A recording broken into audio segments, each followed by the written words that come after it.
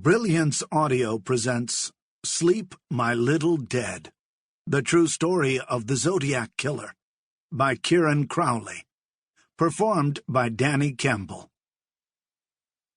Eddie was seated at a small wooden desk in his room, a table lamp lighting its surface. He had lived in the room with the same furniture since grammar school, and the 10-by-12-foot room still looked like the home of a very neat sixth grader. Nothing was out of place. His legs, clad in black pants, barely fit under the tiny desk, which faced the white wall. To his right was a long, low chest of red drawers that still had his Boy Scout stickers stuck onto the front. Eddie was 22 years old and only left his room for a few hours each night. He had no job, no wife or girlfriend. He had no friends.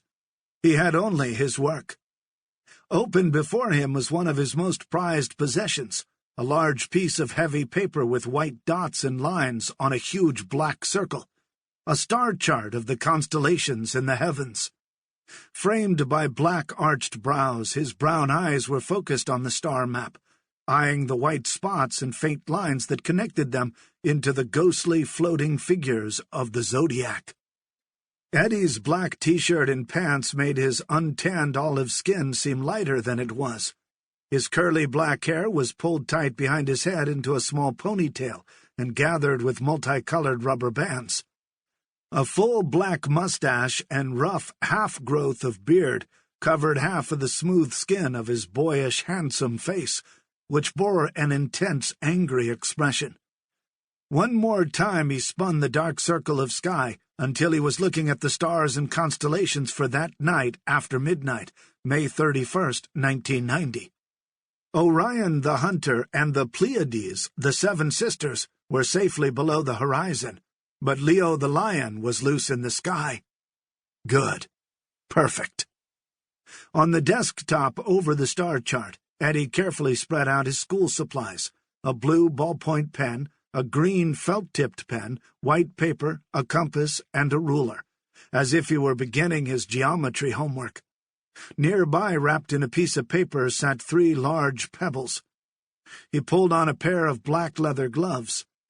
From a plastic package he removed a sheet of white loose-leaf paper with 5 punched holes down the left margin. School paper. Using the compass and pens, he carefully drew and wrote his message on the page. When he was finished, he folded the paper several times around the stones and drew something on the outside. Then he wrapped the package in another sheet of paper. He took off his gloves and put most of his writing supplies away into their drawer, arranging the pens and compass in an orderly row. He left out one green felt-tipped pen. Eddie's drawers were very neat. All of his clothes and books and papers and toys were stacked and aligned properly, the same way every time, with the corners of some things pointing to specific letters or spots on the object below. Only his bureau was locked, but it didn't matter. If anyone ever went through the books or magazines in his closets or his files, he would know, because they could never replace them exactly.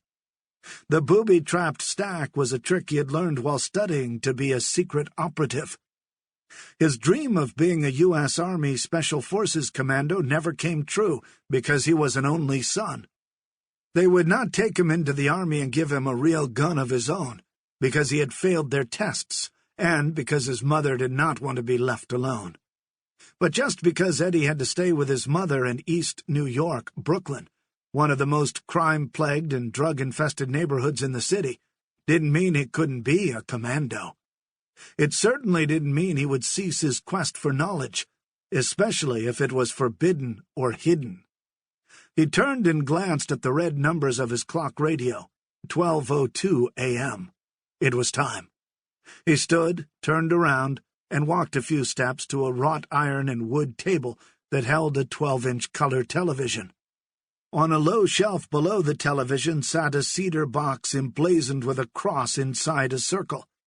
Eddie opened the casket-like box and removed the white leather family Bible. Numerous mass cards from funerals Eddie had attended, as well as slips of paper, were used as bookmarks and protruded past the gilt-edged pages.